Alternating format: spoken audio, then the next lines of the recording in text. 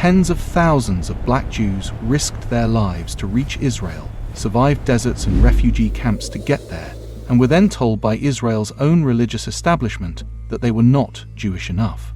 Their blood donations were quietly thrown in the bin. Their children were denied entry into schools. 11 of their community members were killed in clashes with Israeli police between 1997 and 2019. And yet, to this day, roughly 7,000 of them are still waiting in Ethiopia for permission to complete their journey home. This is the story of the Beta Israel, the black Jews of Ethiopia, and what happened to them after they finally arrived in the land they had prayed toward for over 2,000 years. To understand how this happened, you first need to understand who the Beta Israel actually are, because their history is far older and far more remarkable than most people realize. The Beta Israel are a Jewish community whose roots in the Ethiopian highlands stretch back more than 2,000 years. They observed the Sabbath, kept dietary laws, maintained their own priests known as the Kesim, and prayed from the Torah written in an ancient Semitic language called Ges. They had kept these traditions alive across centuries of complete isolation from the rest of the Jewish world, entirely unaware that Jewish communities had been developing elsewhere and that a body of law called the Talmud had transformed mainstream Jewish practice in their absence. That isolation, as it turned out, would become one of the most consequential facts of their existence once they arrived in Israel. But before any of that, they had to survive the journey there. And that journey was one of the most brutal stories of the 20th century. By the 1970s, Ethiopia was in the grip of a devastating civil war and famine that ravaged the country's northern regions. The Beta Israel began moving, thousands of families setting out on foot through the Ethiopian highlands towards Sudan, hoping to be smuggled from there to Israel. Several thousand died in transit from exhaustion, disease, and violence.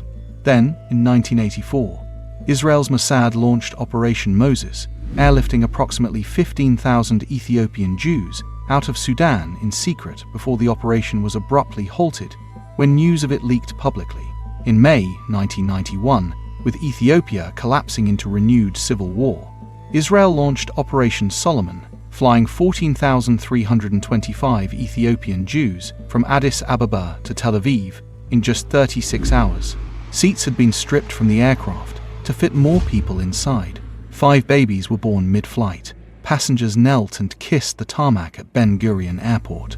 For a brief moment, it looked like everything they had suffered had led somewhere miraculous. What followed was a very different kind of ordeal, and one that nobody who had organized those dramatic rescues seemed to have prepared for. The first major blow came from Israel's own religious establishment. Despite the Israeli government officially recognizing Beta Israel as Jews under the law of return, the chief rabbinate insisted that large numbers of Ethiopian immigrants undergo symbolic conversion or re-immersion ceremonies before they could be recognized as Jews for the purposes of marriage and burial in Israel. For a community that had maintained its Jewish identity through centuries of isolation, persecution, and the deaths of loved ones on the journey to reach this land, the demand was not a bureaucratic formality. It was a declaration that their Judaism was somehow inferior, that it required validation from an authority they had never been part of. The Kesim, the Beta Israel's own religious leaders, were not recognized as clergy by the rabbinate and were stripped of the authority to perform the religious functions they had carried out for generations. That was just the beginning. Then came the blood bank scandal, and it hit harder than almost anything that followed. In the mid-1990s, it emerged that Israel's National Blood Collection Service had been routinely discarding donations made by Ethiopian Jews without telling them because of concerns about HIV rates in the community. Ethiopian donors had been invited to give blood.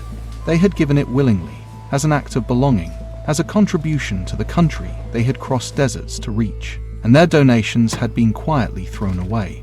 When the truth became public in 1996, the Ethiopian community erupted in protest, and the anger was entirely justified. 1 in 3 Ethiopian Israelis reported experiencing discrimination, according to a Myers JDC Brookdale Institute report. Their blood, literally and symbolically, was not considered the same. The discrimination did not stay confined to symbolic acts. It was embedded in the systems that shaped everyday life. Ethiopian families were consistently channeled into Israel's poorest neighborhoods during the absorption process. and kept there for decades by housing policies that other immigrant groups were not subjected to for nearly as long. In 2005, the mayor of Yehuda publicly refused to accept a large influx of Ethiopian residents, citing fears that property values would fall and crime would rise. In 2009, Ethiopian children were denied entry into 3 semi-private religious schools. The community's unemployment rate, particularly among women, remained dramatically higher than that of any other Jewish group in Israel for years.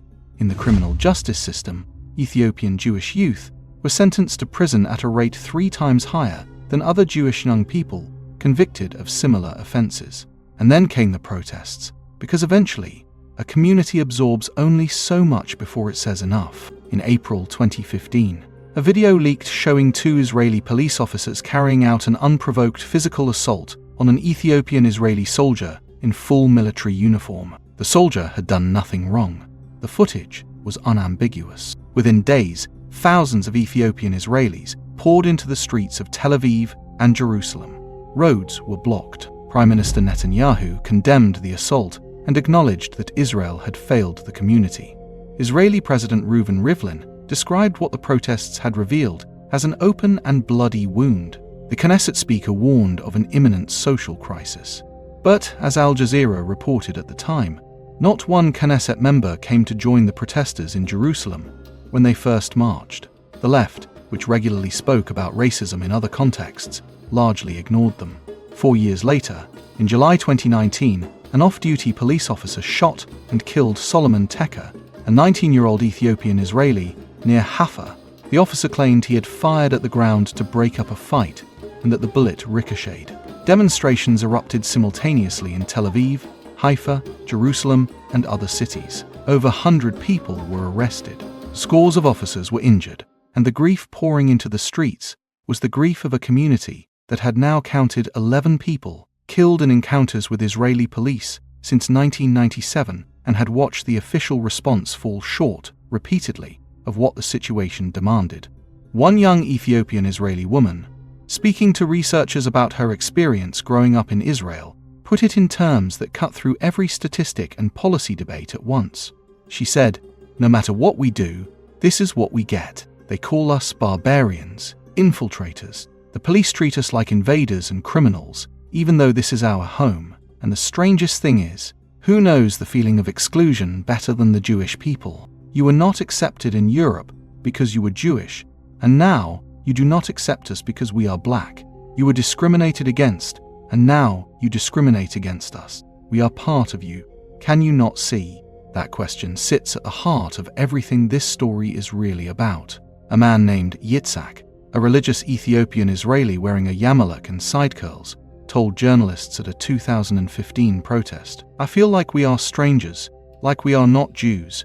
We fight all these wars, but this is the real war." And he was right that they have fought. Ethiopian Israelis have served in the Israeli Defense Forces at high rates.